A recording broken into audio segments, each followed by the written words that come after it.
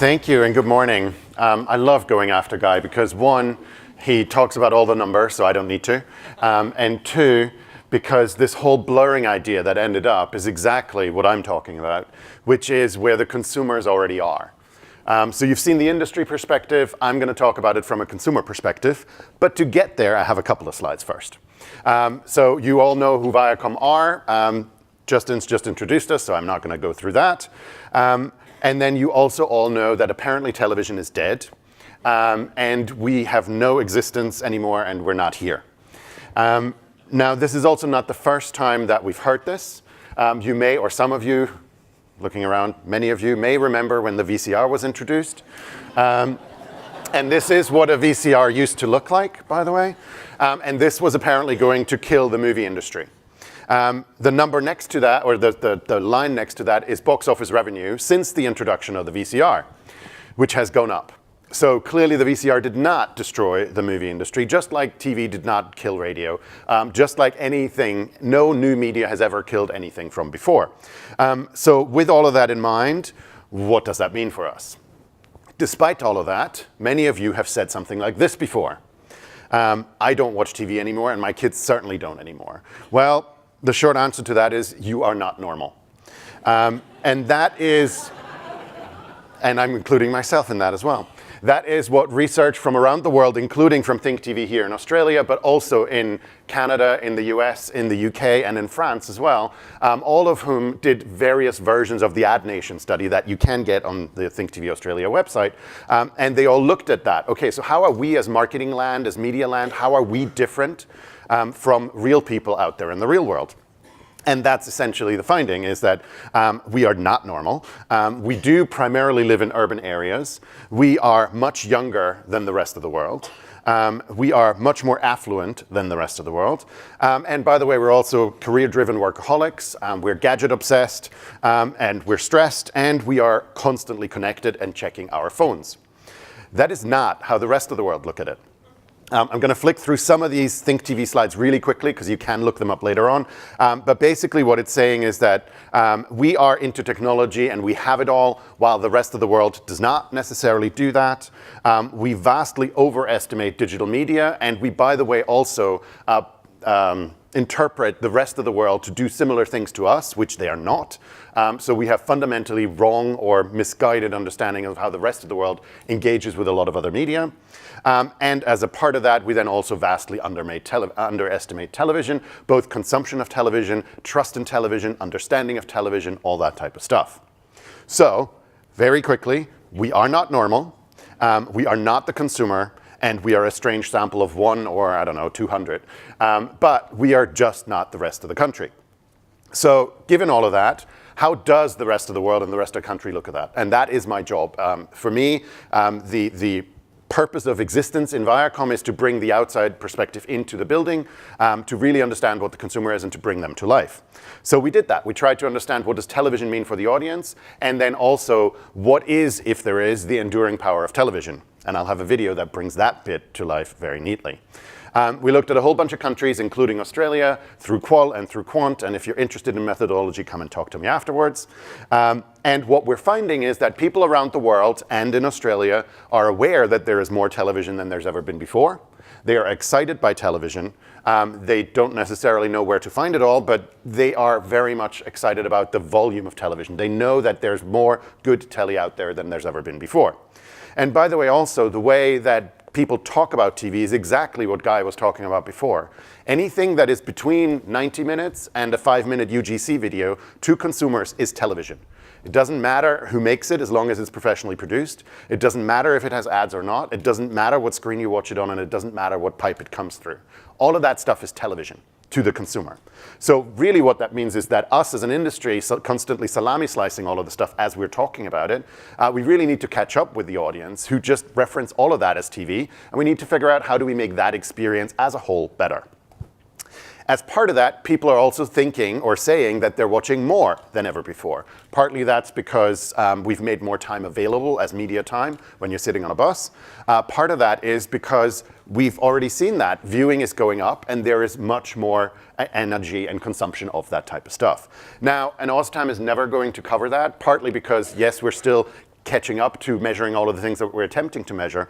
But this definition that the consumer has of television is much broader than any of us in the room have. So we're not even attempting to measure all of this stuff. And therefore, that's never going to line up. But consumers are engaging with TV and are feeling much more engaged with that. We also know that the hierarchy of screens, which is my personal bastardization of Maslow, remains intact, and the TV set reigns supreme as the king of screens. People only choose not to watch, well, people only don't watch on a TV screen for 3 reasons. One, because somebody else is already watching something else on it. That particularly is relevant for kids and teens. Or there isn't a TV screen, which is largely when you're out and about, or in certain households. Or when you want a bit of private sphere. You don't want anybody looking over your shoulder. You want a little bit of guilty pleasure TV, or you're a teenager and you're supposed to be asleep. All of that type of stuff really comes to there. This is consistently true across, first of all, these numbers for Australia are even higher than the rest of the world, but they're consistently true across all of our age groups. And in order to remind ourselves of that, kids clearly are supported by the family. They have access to everything that the household has access to, and that's really their world. For teens, they're starting to supplement a little bit more. They're experimenting with that. We then see, for the 18 to 24-year-olds, we do see a bit of a wobble. The TV set as a preferred device still remains on top, but it does go down a little bit. And the reason for that is that this is also the age group where you're actually reprioritizing your life. You don't really want to spend any time at home. Certainly not if you still want to live, if you're still living with your parents. And if you're not living with your parents, you're probably living with flatmates or at some sort of dorm, or not in a perfect living situation. That means your private sphere is very different and you're using different screens in that way. None of this is different than it was 20 years ago. What is different is that there are now offers that allow you to consume entertainment in different ways for cheaper prices that didn't exist in the past. What we are then seeing, though, as soon as, and this, by the way, is driven by living situation. It's not age, it's not even life stage, it's living situation. As soon as you move in with a romantic partner, the first thing you get is a TV screen. Because you want to sit down and you want to watch some stuff together. And again, it's irrelevant of what pipe that goes in there. And then, God forbid, you have kids, then you definitely need this thing. So what we're really seeing is that the TV screen as a set really reigns supreme on that. So having said all of that, we wanted to also look a little bit at this qualitatively, and because I'm boring and I want to give you the chance to actually hear consumers, we went to talk to consumers, and we took TV away from them. We took TV away from them for 10 days in total, and by TV, I mean everything that you possibly consider television.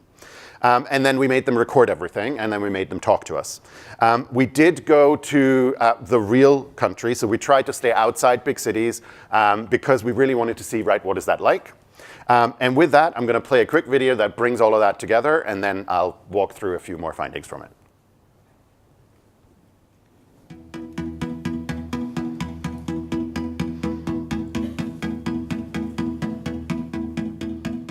Imagine life without TV.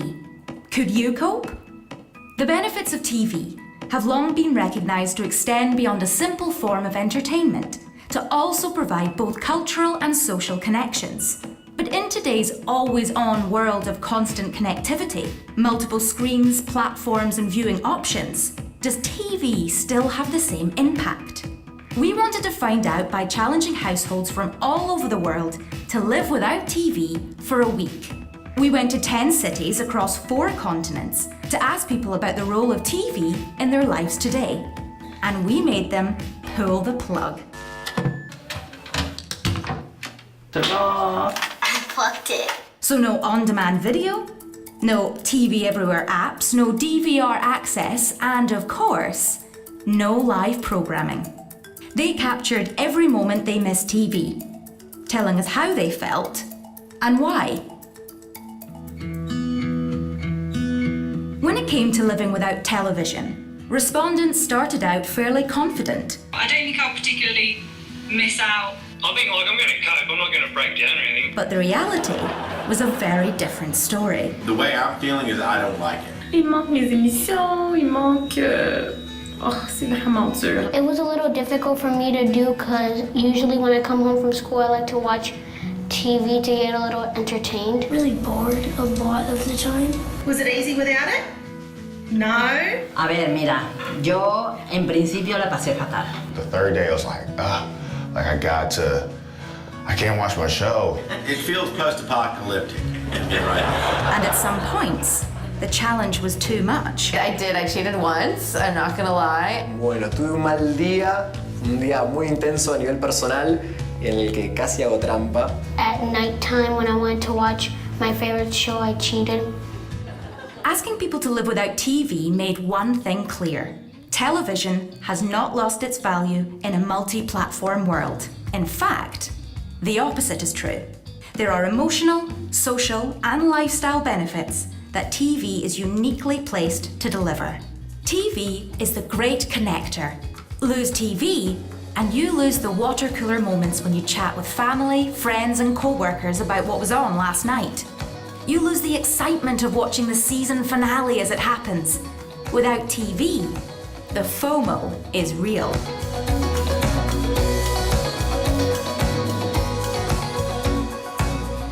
I really felt unplugged from the world. I felt like I had no conversations to make with anybody. I was listening instead of talking.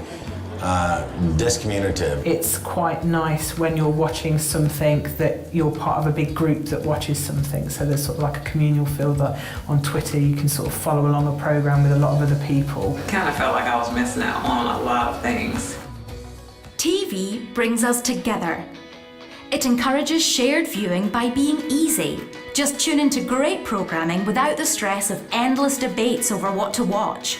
Even within the rapidly changing viewing landscape, homes across the globe continue to centre around a large TV screen in a communal living space, with all the furniture pointing at it. Family time, we all enjoy sitting on the couch and cuddling up and watching a movie. Like an easy way to sort of socialise with Jib. Friends can drop by, we can sit on the sofa, we can hang out, we can sit and watch a TV show, a ball game, a concert, whatever. We can have us time.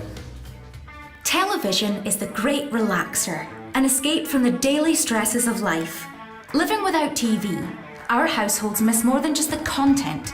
They miss the energising, warming, comforting company that TV provides. To me, it brings the information plus the relaxation, the chilling out. De entretenimiento, pero tanto a nivel familiar como a nivel individual. I mean, it is a de-stressor, honestly. You get to take your mind away from reality for a little bit. I was surprised how big of an effect TV had on my life and my mood throughout the day.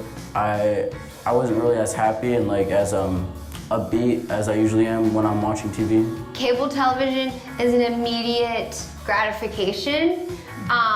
Even if I've seen something already, I still enjoy it and I don't have to do any work. Over the course of the challenge, we learned that people love TV and surprised themselves by just how much they missed it. Even in a world of multiple screens and constant connectivity, television plays an invaluable role in people's lives. TV provides a sense of belonging. TV gives people the opportunity for deep relaxation. And it facilitates connections both within the household and the wider world. I don't think we can live without television forever. Denme televisión. Parece que la tele es como uno más de la familia. Couldn't ever see a time where I wouldn't be willing to pay for a TV package. Literally plugged in. You're plugged into the world. TV gives me a keyhole to the rest of the world. Needless to say, there was immense relief when they were allowed to plug back in. And so this is the moment where I'm getting plugged back into television. It turns out that TV remains irreplaceable.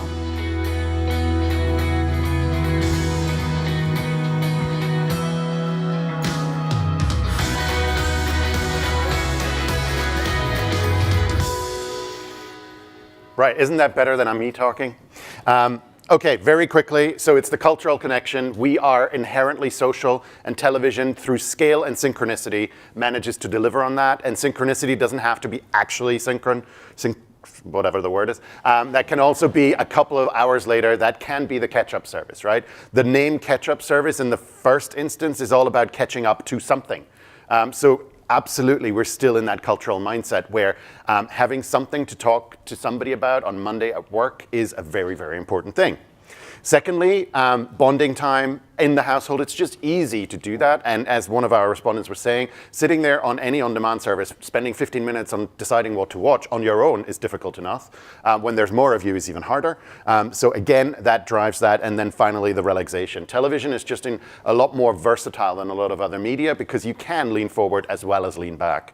And it delivers all of that. So TV matters. We've got that. And then, by the way, TV is great as well, and Kim talked through all of these things, so I don't need to.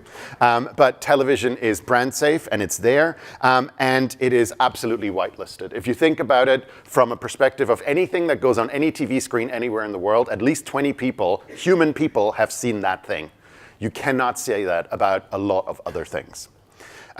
There is proof to all of this, and Think TV is part of this initiative called the Global TV Group, where basically all of the data sources around the world are combined, and they came out with this Global TV deck, which essentially proves every one of these points. If you want to know, you're interested, go and download that. So, with that in mind, TV is not dead, it's alive. If anything, it's having babies, as Lindsay Clay from the UK keeps saying. Media and marketing professionals, so all of us, unfortunately, are not normal. We're better than other people, so rest yourself in that. And audiences benefit consumers, and essentially, remember the reach, the impact, and the effectiveness of television. That's it. Thank you very much. Christian, there's a reason why I have Christian after Guy. You can see the positivity is back in the room. One question, though, based on what Guy said, with all the SVOD services, subscription VOD services, a lot of people are getting used to telly or television that's ad-free. So what's Viacom's sort of position on that? Are they concerned that, trying to, transfer those viewers into an ad environment? Is that a problem? What research have you done around that? It's not really a problem. So the way we think about it, and by the way, the way we think about most things, including TV, digital, all that type of stuff, is the answer is always an and, it's never an or. It's never an either or. And the same thing is true for that. So from a consumer perspective, people are consuming stuff and watching stuff in different ways. They're getting used in different ways. The majority of our business is based on an ad model as well as subscription revenues, right? But we do license stuff and put stuff into on-demand environments that have no ads in there as well. So for us, it's about, we're content entrepreneurs, we're storytellers, right? We want to tell a story, we then figure out what the best place to put that story is, and then we figure out how to make money out of it. So we're kind of agnostic to that. Yeah. And we'll see where it goes. I don't think either of them is going to go away. Do you know if it's difficult to take people from a non-ad environment to It depends on the conversation. So a guy was talking about Hulu. Hulu is one of the really interesting things where there's an SVOD service that actually has a cheaper tier with ads in it, and the vast majority of Hulu subscribers are in that tier with ads, because that's where you actually then put a specific dollar amount onto the ad-free experience. And when you have that conversation with consumers and you're not boring them with 20 minutes of ads in an hour, then you actually can have that dialogue. And consumers are willing to watch ads. It's a trade-off, but they just feel that they have to get the right value in exchange for that. Okay, brilliantly put. Everyone, Thank you, guys. give Christian a big hand.